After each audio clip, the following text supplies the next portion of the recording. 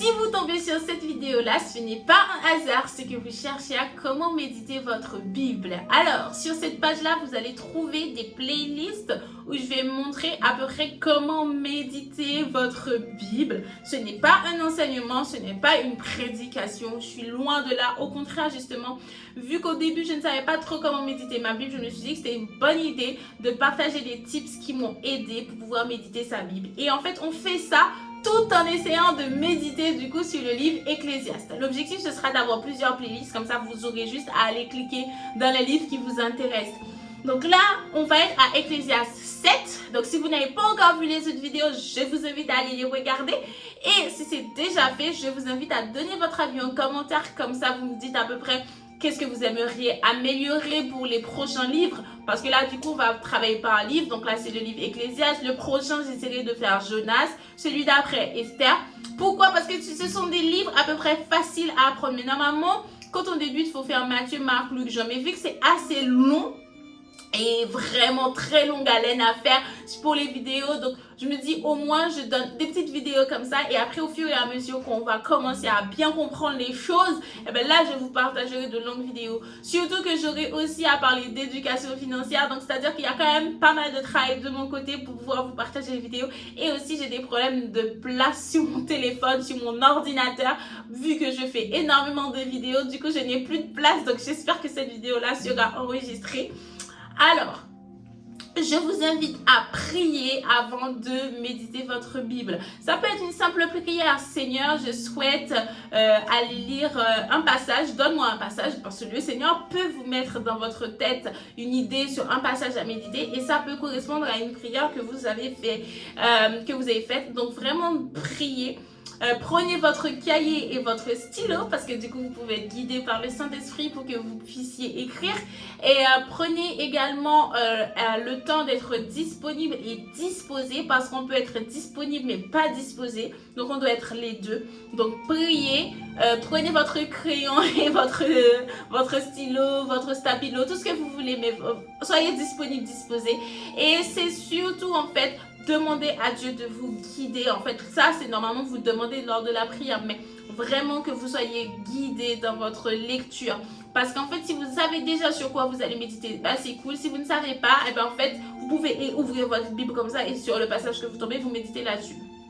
Si quand vous lisez, vous ne comprenez pas, ben vous relisez jusqu'à ce que vous compreniez. Ben si vous ne comprenez vraiment pas, alors prenez juste un passage qui vous plaît. Et dans ce cas-là, vous apprenez ce passage-là si ça vous plaît vraiment, comme ça vous pourrez l'utiliser lors de vos prières.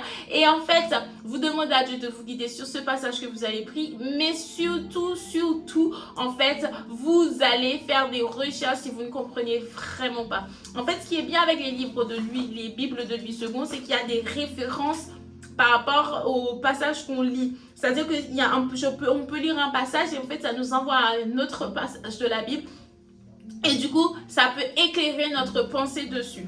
Donc assez parlé, abonnez-vous pour avoir la suite des vidéos, et on va commencer à lire le livre Ecclésiaste 7. Si vous n'avez pas votre Bible, bah vous pourrez le lire après, mais en fait cette vidéo-là ne vaut pas méditation toute seule. Vous devez aller méditer votre Bible. Cette vidéo est censée vous aider, pas remplacer votre méditation ni le temps que vous passez avec Dieu. Petit disclaimer terminé, allons-y. Une bonne réputation vaut mieux qu'un parfum de bonne qualité, et le jour de la mort est préférable à celui de la naissance. Il vaut mieux aller dans une maison en deuil que là où on fait un bon repas. En effet, tous les humains finissent par mourir, et il faut que les vivants s'en souviennent. La tristesse vaut mieux que le rire. Elle rend le visage sombre, mais elle rend le cœur meilleur.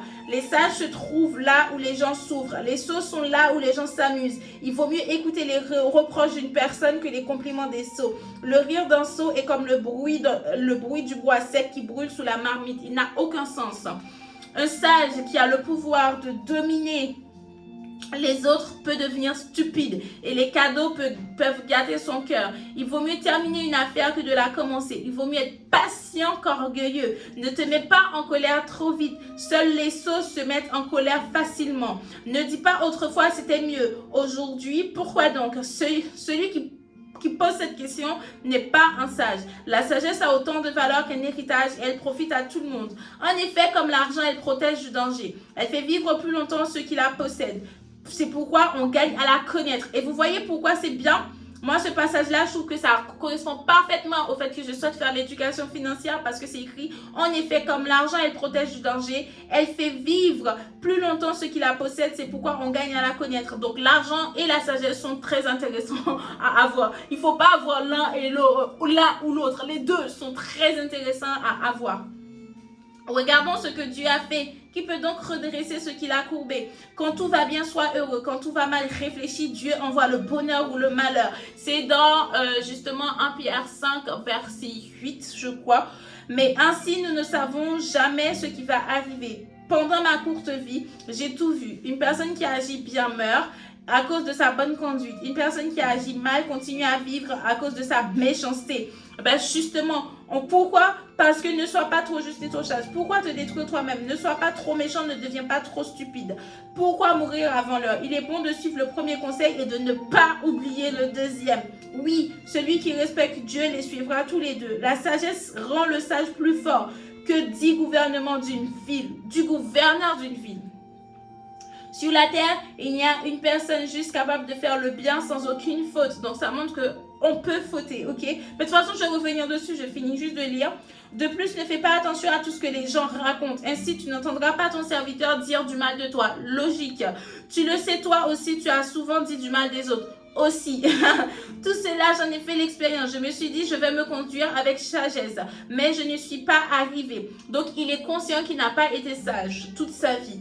Qui peut comprendre ce qui existe? Même si pour lui, il n'a pas été sage toute sa vie, en fait, il a quand même été le plus sage de son époque, ok?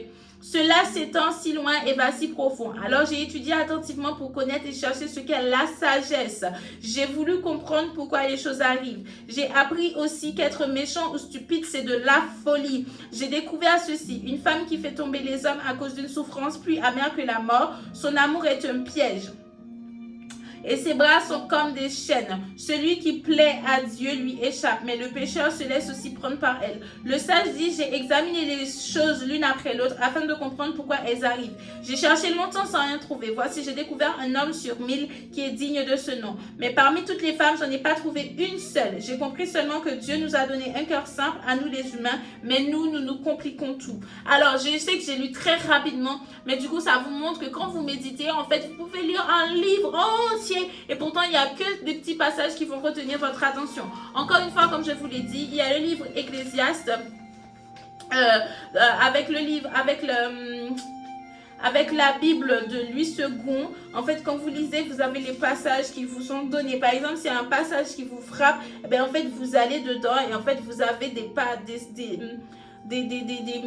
passages qui sont référencés à d'autres niveaux. Par exemple, moi, je sais que j'ai bien aimé il vaut terminer une affaire que de la commencer. Il vaut mieux être patient qu'être orgueilleux. Bah, si je vais dans le truc, c'est dit, mieux vaut la fin d'une chose qu'un commencement, mieux vaut un esprit patient qu'un esprit humain. Ne te hâte pas dans ton esprit de t'irriter, car l'irritation repose sur le soin des insensés.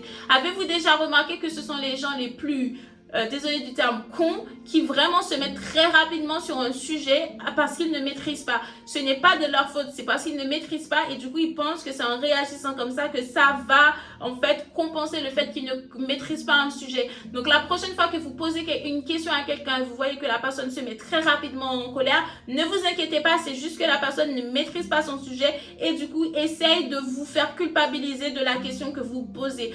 Donc en fait vraiment la sagesse, franchement j'ai découvert cette sagesse-là, ce que ça voulait vraiment dire, en fait, le sens.